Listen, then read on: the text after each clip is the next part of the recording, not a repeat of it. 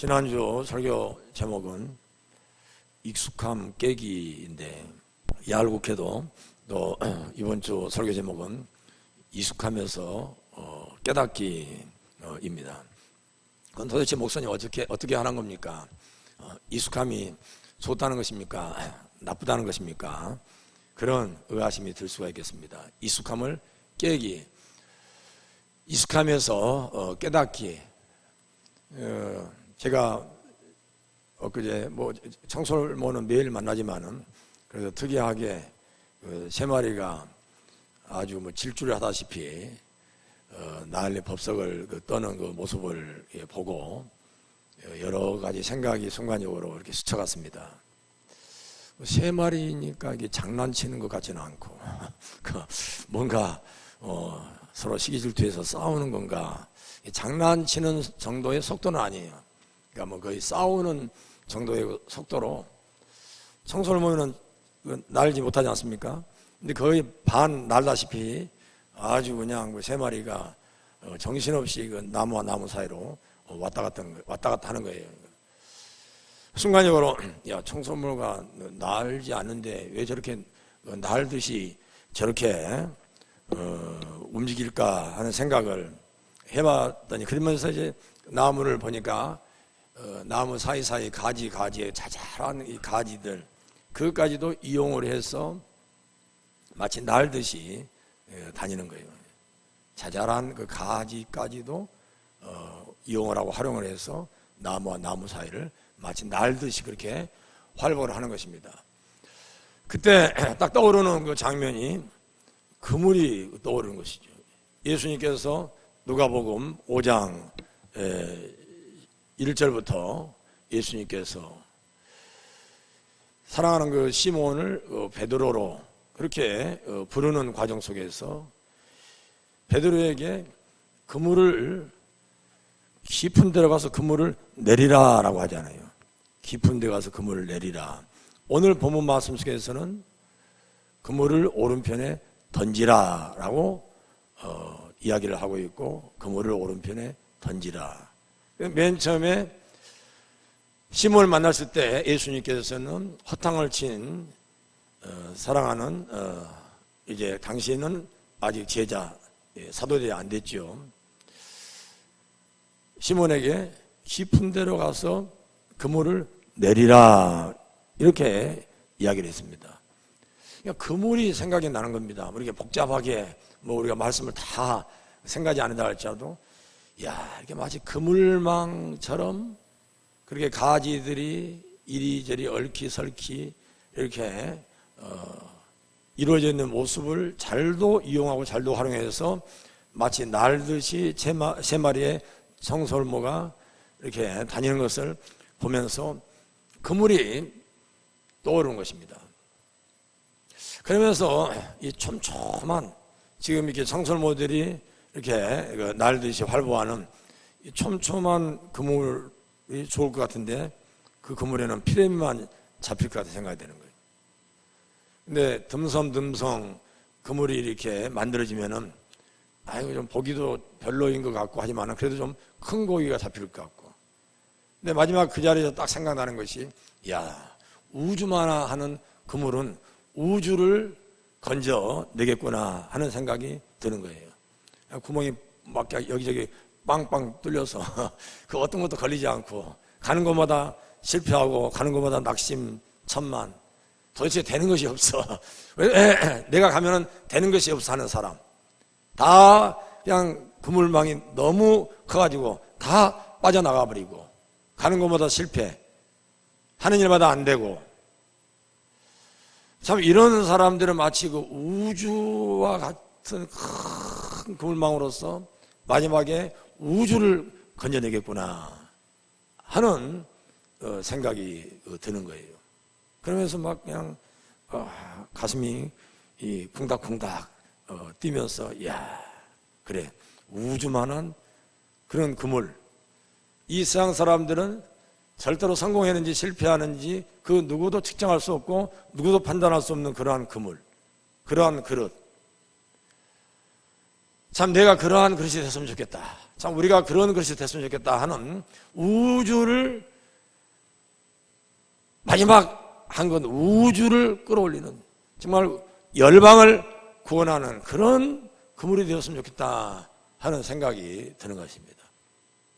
그러면서 바람결에 낙엽이 스치듯이 저의 귓전에 스치고 저의 마음 속에 오는 감동은 매일 만나는 그 익숙함, 그 낙엽 떨어지는 소리지만서도 그 소리 속에서 느껴지는 하나의 어떤 뭉클함, 이 설레임은 그래, 참 예수님께서 오늘 본문 말씀도 그렇고 맨 처음에 시몬을 만났을 때, 야 니네들 그 그물 때려쳐, 내가 좋은 그물 줄게, 그렇게 하시지 않고 예나 지금이나 누가복음 5장에서 맨 처음 시몬을 만났을 때나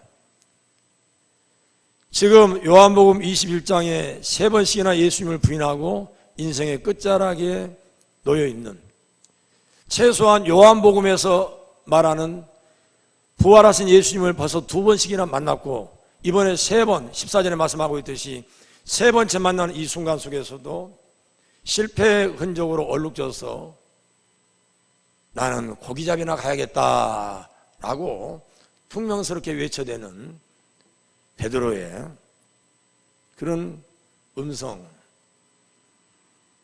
그런 베드로를 향해서 그물을 바꾸라고 이야기하지 않는, 네 그물이 촘촘한 그물인지 지구를 건져낼 수 있는 그물인지 알 길이 없지만서도 우리 주님께서는 그것을 탓하지 아니하고 내 모습 이대로, 사랑하는 여러분들의 모습 그대로를 받으시는 주님이 막 이게 떠오른 거예요. 그래서 한편에 막 설교가 그 순간에 야 이거 주일날 이게 설교하라고 감동을 주는 모양이다 하면서 마음속에 매일 접하는 그 익숙함, 매일 접하는 이 온미산을 걸으면서 한순간에 청설모 3마리를 접하면서 다가오는 이러한 이 말씀, 정말 주마등처럼 스쳐가는 성경 여기저기에 말씀들을 묵상하면서 그래, 주님께서는 절대로 그물을 바꾸라고 이야기하지 않고 누가복음 5장에서는 깊은 데로 가서 그물을 내리라고 말씀하시고 또 여전히 밤새도록 그물을 내리고 던졌지만서도 실패한 7명의 제자들 향해서 오른편으로 그물을 던지라고 말씀하셨지, 그물을 문제 삼지 않은 우리 주님, 우리들 개개인의 성품과 우리 개개인의 어떤 달란트, 우리 개개인의 기질을 문제 삼지 않는 우리 주님, 우리들의 모습 그대로, 우리들의 그 그물 그대로, 우리들의 인생 그대로를 깊은 데로 내려라, 오른편으로 던지라 라고 우리들의 이 자체를 방향만 제시해 줄 뿐인 것이지 굳이 우리를 바꾸라고 그렇게 언성을 높이시고 우리가 바뀌어야 된다고 그렇게 말씀하시지 않으신 우리 주님. 저는 요즘에 몇몇 분들한테 그런 이야기를 했습니다만 어제도 우리 서울신앙대학교 황 총장님한테 그런 이야기를 했어요. 야, 막 이게 카페에 막 사람들이 발을 내딜 틈이 없고 차를 댈 데가 없는 그런 상태에서 야, 참 위드 코로나라고 정부에서 한마디 딱 던지니까 마치 코로나가 막 다 날아간 것처럼 저렇게 열심을 다해서 모이기에 힘쓰는 우리 그 선량한 국민들을 제가 소환을 해가지고 우리 황 총장님한테, 근데 강단에서는 아무리 그 설교를 하고 아무리 전파를 해도 끝도 가지 않는데, 우리 성도님들이 요동도 하지는 않는데 알아서 자가격리를 하셔서들 교회도 예배에도 오지도 않고 또 오셔서도 말씀을 전해도 별로 미동도 하지 않고 그리고 별로 변화가 없는데 정부에서 한마디 딱 지침을 내리면은 막 짜증을 내고 싫어하면서도 다 그걸 하고 막 이 듣자 하나 붙여주니까 막 그냥 다 코로나하고 같이 살 수 있는 것 같다 싶어서 그냥 4,000명, 5,000명이 넘어가도 그냥 뭐 막 50명만, 5명만 돼도 쩔쩔 매던 우리 선량한 국민들이 이 듣자 하나 딱 붙여주니까 아주 살판났다고 여기저기 그냥 인산인해인 것을 보고, 야, 참 우리 사람들 말 잘 듣는다.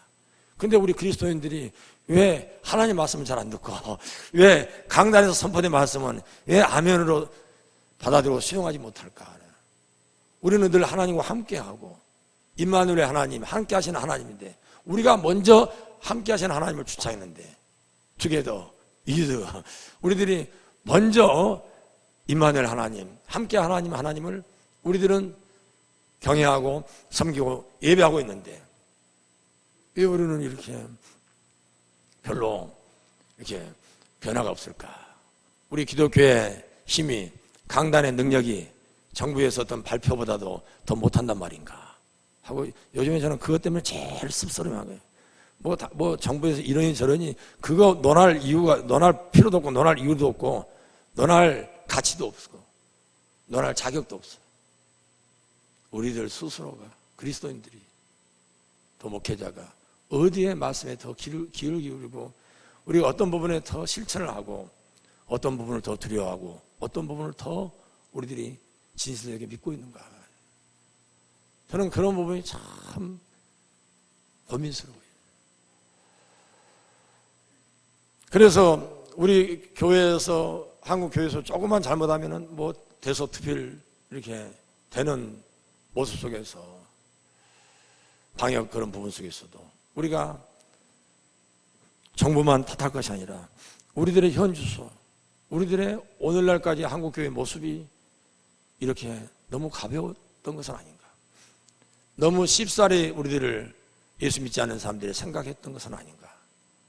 이것이 총체적으로 이런 방역 상황 속에서 그것이 나타나고 있지 않은가. 더 많이 교회에서 어떤 문제가 생긴다 할지라도, 확진자가 생긴다 할지라도 예수 믿지 않는 이웃들이 교회는 안전할 것이야 라고 먼저 이구동성으로 그렇게 말이 나와야 되는데, 그래도 제일 안전할 수 있는 교회를 조금만 문제가 되면은 그게 대서특필되는 이러한 상황이 어떻게 어제 오늘 이 부분이 그렇게 국민들한테 각인된 것일까?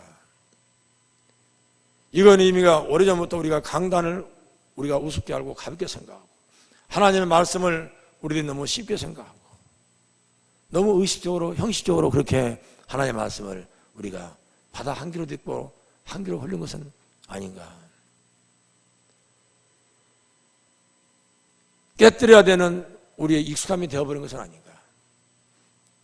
우리들의 예배의 생활, 예배가 생활화되고 우리가 기도가 호흡처럼 되어서 우리의 일상의 익숙함 속에서 우리가 날마다 깨닫고 하나님의 음성을 듣고, 바람 부는 소리를 통해서, 떨어지는 낙엽을 통해서 하나님의 음성을 듣고, 여러 지나가는 사람을 통해서 성령의 소리를 듣는 그런 익숙함 속에서의 깨닫는 것이 아니라, 우리가 너무 의식화되고 너무 외식적인 그런 신앙의 형식으로 말미암아서 이제는 우리의 익숙함을 깨뜨려야 되는 그런 지경에 이른 건 아닌가 하는 생각으로 많이 아프고, 이런 부분이 참 고뇌스럽고 그렇습니다. 오늘 예수님께서는 사랑하는 제자들에게 요한복음에서 말하고 있는 가운데 세 번째 나타나고, 세 번째이면서 마지막 나타난 가운데 우리 주님께서는 9절에 보면은 숯불을 피워놓고 그리고 떡과 생선을 올려놨다, 먹을 준비를 다 해놓고 기다리시는 그런 예수님이십니다. 우리가 지난주에 말씀을 들었던 누가복음 15장에서도 보면은, 누가복음 15장 23절에 보면은 문을 열어놓고 나간 아들 돌아오기만을 기다렸던 아버지는 23절에 송아지를, 살진 송아지, 송아지도 살진 송아지를 잡으라. 그렇게 해서 잔치를 벌인 것을 볼 수 있습니다. 기다리는 아버지, 언제든지 돌아온 아들에게 잔치를 배설할 다 준비를 하고 있는 거예요. 한 드라카마를 잃었다 찾는 경우도, 한 마리 양을 잃었다 찾는 경우도 다 잔치를 벌입니다. 잔치를 벌입니다. 먹거리를 준비해 놓고 잔치를 벌입니다. 오늘 예수님께서도 숯불을 피워놓고 먼저 달려온, 옷을 주섬주섬 걸치고 먼저 달려온 베드로, 그 숲을 보고 무슨 생각했겠는가? 우리가 많은 설교를 들어서 잘 알지 않습니까? 그런 회개, 그런 용서에 대한 숯불을 넘어서서 그 숯불에 떡을 올려놓고 생선을 올려놓은 그런 예수님, 먹을 것을 준비해놓고 기다리시는 예수님, 그냥 용서해 주는 것으로 끝나는 예수님이 아니라 떡과 물고기를 올려놓고 조반을 준비해놓고 기다리시는 예수님, 허기진 육체의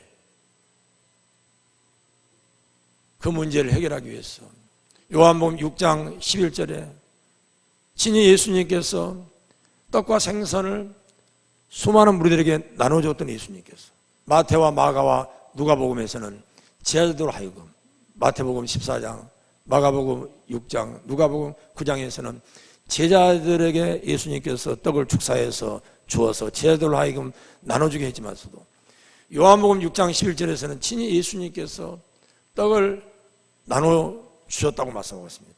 생선도 그렇게 친히 예수님께서 나눠주셨다고 했습니다. 굶주린 백성들을 향한 예수님의 이러한 애틋한 마음이 오늘 본문 말씀 9절에서도 예수님께서는 숯불을 피워놓고 베드로의 해결을 재촉하고 용서를 선포하는 것으로 끝난 것이 아니라 용서와 더불어서 참으로 이러할 양식을 예수님께서 주시면서 15절 이후에 양을 치고 양을 먹이라고 하는 가운데 사명을 베드로에게 부여하고 우리 교회가 예수를 믿고 부활을 체험하고 진리를 알고 그래서 우리가 성령을 우리가 받아서 진리 가운데 거하는 상태에서 머물러 있는 것이 아니라 진리를 알고 진리 가운데 거하고 그래서 우리가 늘 예배를 통해서 내가 하나님의 나라 백성 것을 확인하고 인증사 사선으로 끝난 것이 아니라 회개하고 용서받는 것으로 끝난 것이 아니라 교회의 책임, 교회의 사명, 그리스도인들의 사명, 하나님을 우리가 예배하는 사명, 또 늘 하나님과 함께하면서 기도하는 그러한 일상, 이걸 넘어서서 여기 앞에 있는 쌀, 변화가 없어. 예수님께서는 숯불을 피워놓고 보리떡을 올려놓고 떡을 올려놓고 생선을 올려놓고 그렇게 사랑하는 제자들을 기다리고 있으신데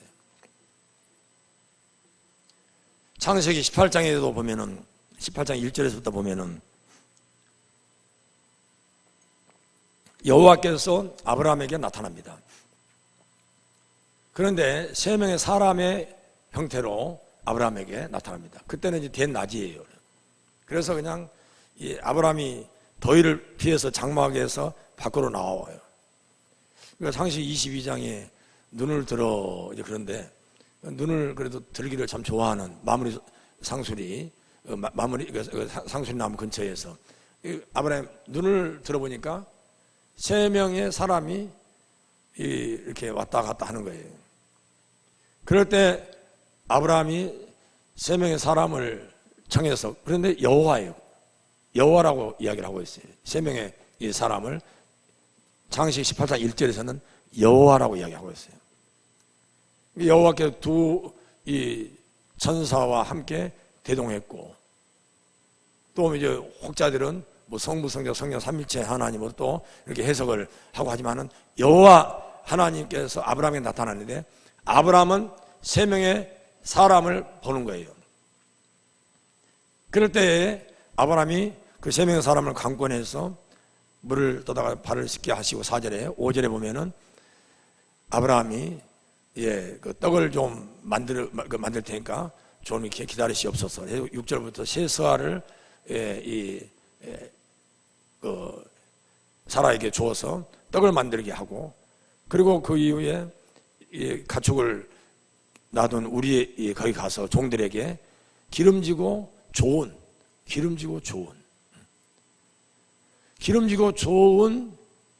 이 송아지를 잡아가지고 떡과 함께 기름지고 좋은 송아지를 대접하는 거예요. 그렇게 대접했더니 이제 실제적으로 그동안 약속했던 그 부분들이 완전히 이루어지는, 다시 말해서 이삭에 대한 어찌 보면 마지막 확증을 받는, 이삭을 낳을 것이다라고 하는, 그리고 사라가 말 같지도 않은 소리에 웃고, 하나님께 왜 웃냐 그러니까 웃지 않았다고 그렇게 사라가 뻗뚱이다가 하나님께서 네가 웃었다라고 이야기하면서 맞춰지는 그런 18장 말씀에서도 이렇게 아브라함이 부지 중에 사람을 대접하는 가운데 자기의 아들을 얻게 되는 그런 역사가 일어납니다. 19장에서는 그의 조카 롯이 부지 중에 19장 1절에서부터 2명의 천사를 자기의 그 늦은 밤, 자기의 해가 지고 2명의 천사를 자기 집으로 아주 강권해서 이렇게 모시고 음식을 대접합니다. 결국은 그의 가정이 소돔과 고모라 성에 불탈 때 구원을 받는 그런 단초를 제공하게 된 것입니다. 이렇게 누군가를 섬길 때 여호와를 만나게 되고, 누군가를 섬길 때 여호와의 천사를 만나게 되는 거예요. 그러기에 예수님께서도 오늘 본 말씀을 통해서 사랑하는 지아들에게 숯불을 피워놓고 거기에 떡과 생선을 올려놓았다고 이야기를 합니다. 그리고 12절에 예수님께서 오늘 본 말씀 12절에 자 와서 조반을 먹으라. 그러니까 그때까지 4절에서도 예수님인 줄 몰랐어요. 제자들이 세 번째 나타나는데도, 지금 부활하신 예수님이 세 번째 나타났는데도 4절에 보니까 예수님인 줄 몰랐다고 하는 거예요. 7절에서도 예수님의 사랑하는 제자 요한이 베드로의 옆구리를 콕 찌르면서 야 예수님이시야. 그러니까 그때서 베드로는 예수님이라는 것을 알고 그때서 옷을 주섬주섬 둘러입고 먼저 그냥 91m 정도 된 지금 이 거리가 지금 91m 정도 되는 거리입니다. 배에서 뛰어내려서 91m를 수영해가지고 먼저 예수님께로 가는 그 베드로의 식전의 열정, 그것을 우두커니 지켜보고 있는 요한의 그 통찰력, 그래서 이 요한복음의 그 내용들을 다 기록하고 있는 요한의 그 섬세함과 통찰력, 그 순간에 옆구리를 툭툭 찌르자 예수님이라고 하자 그때서야 알아채리고 예수님께 달려가는 그 열정, 마치 예수님의 그 십자가 죽음과 무덤에서 장사되고 여인들을 통해서 예수님이 안 보인다고 할 때 누가 앞서거니 뒤서거니 베드로와 요한이 무덤가로 달려가는 그 모습처럼 오늘 이 순간 속에서 여전히 베드로와 요한의 그런 경쟁적인 그런 모습이 보이는데, 베드로의 열정과 요한의 통찰력이 함께 지금 여기서 보이고 있는 것입니다. 이렇게 실절에서야 베드로는 압니다. 그때까지 다른 제자들은 모릅니다. 근데 12절의 말씀에 예수님께 조반을 먹으라.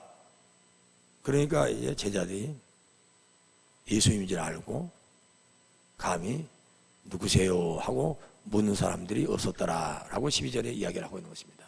조반을 먹으라 하니까, 그래서 13절에 예수님께서 떡을 떼어주고 그리고 생선도 그렇게 떼어줬다 라고 13절에 말씀하고 있는 것입니다.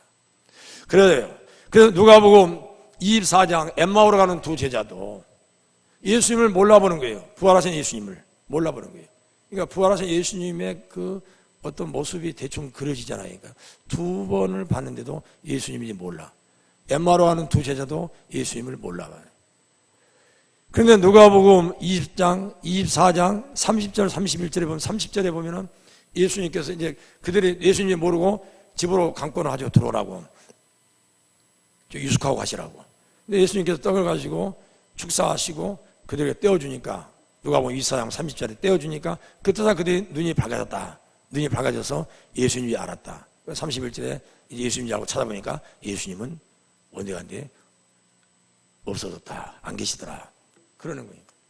오늘 말씀에 조반을 먹으라 라고 하니까 그들의 영안이 열리는 거예요.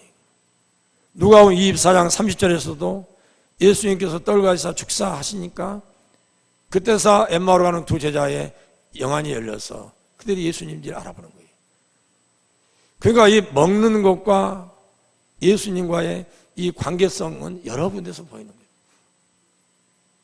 마태복음 이 9장 10절, 11절, 12절에서 보면은 예수님께서 마태의 집에서 함께 식사를 할 때 그곳에 죄인과 세리들도 함께 있었다라고 이야기합니다. 10절에 마태복음 9장 10절에. 그러니까 11절에 바리새인들이 수군거리면서 야 너네 선생은 왜 죄인과 세리와 함께 음식을 먹느냐 하는 것입니다. 그러니까 12절부터 이제 12절 13절에 의인 13절에 그 병든 자에게 의원이 필요했고 또 12절에 죄인을 구원하러 오셨다 하는 이제 말씀이 나옵니다. 이렇게 죄인과 세리와 식탁교제를 하신 예수님이다. 그리고 예수님께서 마지막 붙잡혀 가실 때도 마가복음 14장 22절 23절에 보면은 성만찬을 제정하시는 가운데 마가복음 14장 22절에 떡을 가지사 축복하시고 저녁을 먹을 때 떡을 가지사 축복하시고 제자들에게 떼어주면서 이것은 내 몸이라 내 몸이 이 떡을 먹으라 내 몸이다라고 이야기합니다. 23절에 또 잔을 가지사 축복하시고 축사하시고 이건 23절에 바로 새 언약 생명의 피다라고 말씀하십니다. 이렇게 예수님께서는 마지막 순간까지도 자기의 살을 나누시고 자기의 피를 주시는 그런 예수님이십니다. 부활하셔서 늘 예수님의 인사는 평안할지어다 평강을 이야기합니다. 우리의 마음의 평강, 또 우리의 육신의 먹거리를 늘 챙기시면서 오늘도 조반을 먹으라 하시면서 먼저 우리의 육적인 문제를 해결해 놓고 조반을 해결해 놓고 기다리시는 예수님. 우리의 영적인 것뿐만 아니라 우리의 마음의 평강, 부활하신 예수님의 인사법은 평강할지어다 평안할지어다 평강을 우리의 마음의 평강을 빌어줍니다. 그러면서 우리의 육체적인 우리 육신의 먹거리 우리의 먹는 문제를 해결해 주시는 우리 주님을 볼 수 있습니다. 우리들의 이러한 익숙함 우리에게 늘 재현되고 늘 벌어지고 있는 하루 세 끼 일용할 양식 이런 익숙함 속에서 오늘 우리들은 다 예수 그리스도의 부활을 믿고 성령을 체험하고 성령께서 우리 안에 내주하고 계신 저와 여러분들이 해야 될 일이 무엇이겠습니까? 아유 목사님 맞죠? 예배를 드려야지요. 대면 예배를 드려야지요. 아니 목사님 맞죠? 중보기도 해야지요. 새벽기도 나와야죠. 다 알아요. 맞죠 목사님? 그래 우리 토요일마다 주일마다 전도하고 있어요. 근데 쌀 근데 왠지 오늘 이 쌀이 이렇게 아니 그 기도 가지고 어떻게 밥을 지어요? 예배를 해서 어떻게 밥을 지어요? 쌀 우리 교회가 이웃들에게 좀 먹거리를 제공을 좀 해야 되잖아요. 그래서 교회에 오면은 영적으로 풍성해질 뿐 아니라 마음의 평강을 누리고 먹거리 문제도 해결되어서 인생의 대반전이 일어나서 정말 늘 그럭저럭 남의 거 얻어먹고만 살았던 사람들이 우리 대부천교회 와서 달라져가지고 막 퍼주고 베풀고 나누는 그런 삶을 사는 그런 인생의 대전환이 이 땅에서 일어나야 되잖아요. 그 익숙함 속에서 우리가 이 깨달음, 우리 익숙함이 달라지고 우리 익숙함 속에서 우리가 영적으로 충만하고 마음의 평강을 갖고 우리의 삶에 있어서도 풍요로운 그러한 저와 여러분, 아멘 하는 분에게는 꽃배기로 쌀이 꽃배기로 떨어지지 아니하고 늘 쌀떡에 기름이 떨어지지 않고 쌀떡에 쌀이 넘치는 그런 축복이 사랑하는 가정에 임하고 더불어서 우리들까지도 그런 축복이 넘쳐날 줄로 믿습니다.